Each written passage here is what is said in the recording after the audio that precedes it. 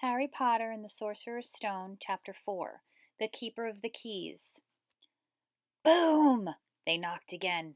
Dudley jerked awake. Where's the cannon? He asked. He said stupidly. There was a crash behind them, and Uncle Vernon came skidding into the room. He was holding a rifle in his hands. Now they knew what that had been in that long, thin package he had brought with them. Who's there? He shouted. I warn you, I'm armed. There was a pause, then smash! The door hit with such a force that it swung clean off its hinges and with a deafening crash landed flat on the floor. A giant of a man was standing in the doorway. His face was almost completely hidden by a long, shaggy mane of hair and a wild, tangled beard, but you could make out his eyes glinting like black beetles under all that hair. The giant squeezed his way into the hut, stooping so that his head just brushed the ceiling. He bent down, picked up the door, and fitted it easily back into its frame. The noise of the storm outside dropped a little. He turned to look at them all. Couldn't make us up a cup of tea, could you, eh? It's not been an easy journey. He strode over to the sofa where Dudley sat frozen with fear. Budge up, you great lump, said the stranger. Dudley squeaked and ran to hide behind his mother, who was crouching, terrified, behind Uncle Vernon. Ah, here's Harry, said the giant. Harry looked up into the fierce, wild, shadowy face and saw the beetle eyes were crinkled in a smile. Last time I saw you, you was only a baby, said the giant. You look a lot like your dad, but you got your mum's eyes. Uncle Vernon made a funny rasping noise.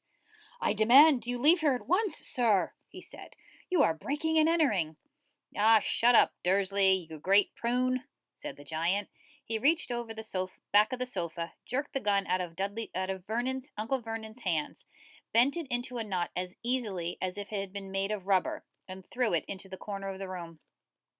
Uncle Vernon made another funny noise, like a mouse being trodden on. Anyway, Harry, said the giant, turning his back on the Dursleys, a very happy birthday to you. Got something for you here. I might have sat on it at some point, but it'll taste all right. From an inside pocket of his black overcoat, he pulled a slightly squashed box. Harry opened it with trembling fingers. Inside was a large, sticky chocolate cake with Happy Birthday, Harry, written on it in green icing. Harry looked up at the giant. He meant to say thank you, but the words got lost on the way to his mouth, and what he said instead was, Who are you? The giant chuckled. True, I haven't introduced myself. Rebus Hagrid, keeper of the keys and grounds at Hogwarts. He held out an enormous hand and shook Harry's whole arm. What about that tea there, eh? He said, rubbing his hands together. I'd not I'd not say to you summat stronger if you got it in mind. His eyes fell on the empty grate with the shriveled chip bags in it and snorted. He bent down over the fireplace. They couldn't see what he was doing, but when he drew back a second later, there was a roaring fire there. It filled the whole damp hut with flickering light, and Harry felt the warmth wash over him as though he'd sunk into a hot bath. The giant sat back down on the sofa, which sagged under his weight, and began taking all sorts of things out of his pockets of his coat. A copper kettle, a squashy package of sausages, a poker, a teapot, several chipped mugs, and a bottle of some amber liquid that he took a swig from before starting to make tea. Soon the hut was full of sound and smell of sizzling sausage. Nobody said a thing while the giant was working, but as he slid the first 6 fat, juicy, slightly burnt sausages from the poker, Dudley fidgeted a little. Uncle Vernon said sharply, Don't touch anything he gives you, Dudley. The giant chuckled darkly.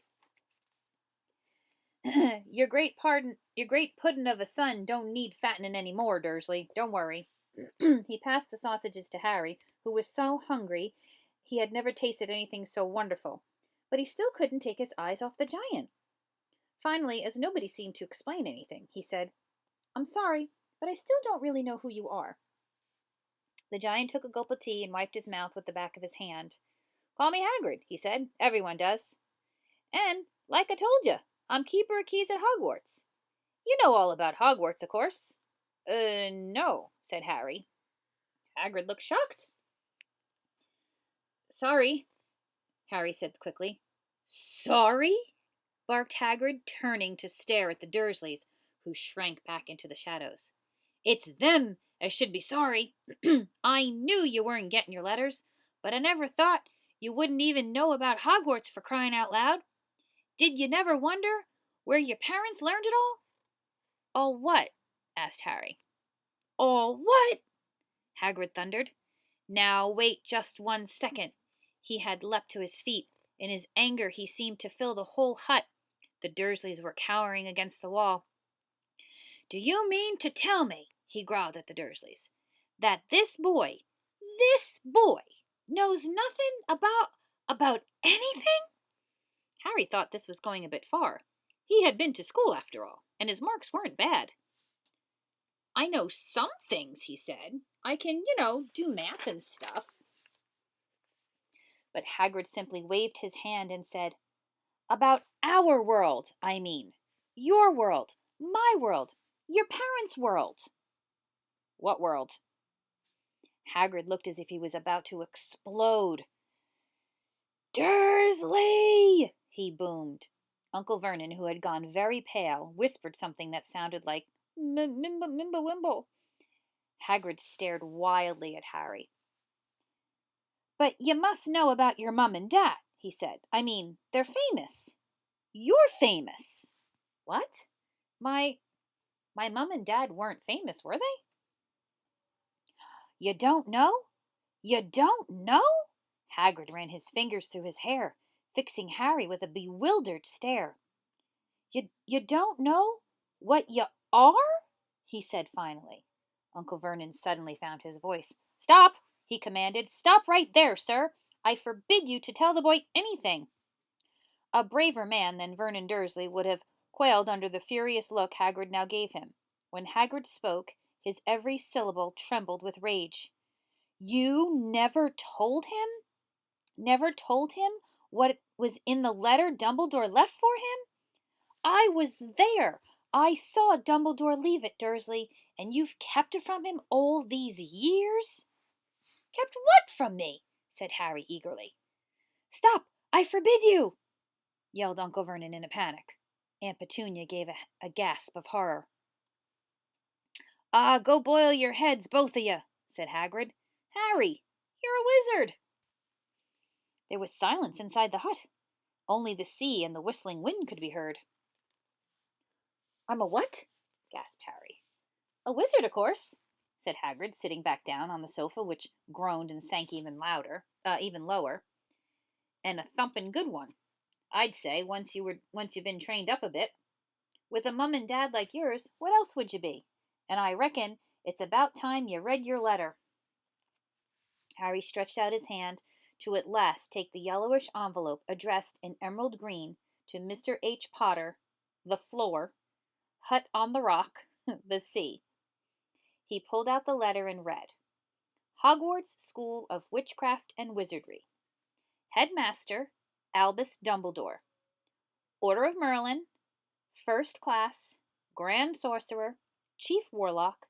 Supreme Mugwump. International Confederation of Wizards. Dear Mr. Potter, we are pleased to inform you that you have been accepted at Hogwarts School of Witchcraft and Wizardry. Please find enclosed a list of all necessary books and equipment.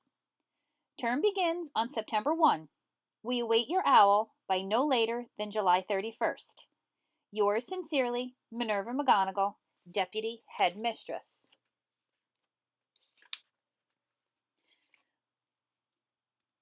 Questions exploded inside Harry's head like fireworks, and he couldn't decide which to ask first.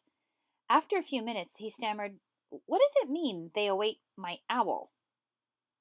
"Galloping Gorgons! That reminds me," said Hagrid, clamping a hand to his forehead with enough force to knock over a cart horse. And from yet another pocket inside his overcoat, he pulled an owl. A real, live, rather ruffled-looking owl. A long quill and a roll of parchment. With his tongue between his teeth, he scribbled a note that Harry could read upside down. "Dear Professor Dumbledore, given Harry his letter. Taking him to buy things tomorrow. Weather's horrible. Hope you are well. Hagrid."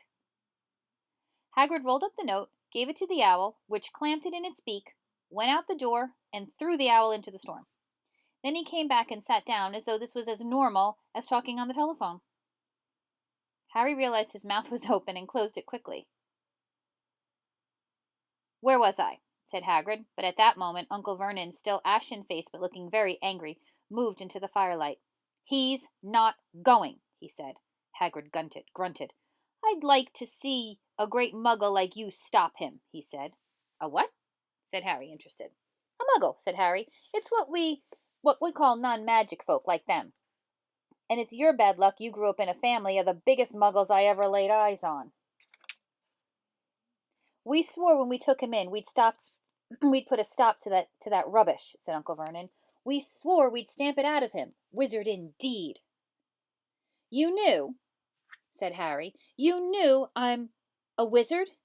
"Knew!" shrieked Aunt Petunia suddenly. "Knew? Of course we knew. How could you not be? My dratted sister being what she was. Oh, she got a letter just like that, and disappeared off to that school, and came home every vacation with her pockets full of frog spawn, turning teacups into rats. I was the only one who saw her for what she was, a freak. But my mother and father, oh no, it was Lily this and Lily that. They were proud of having a witch in the family.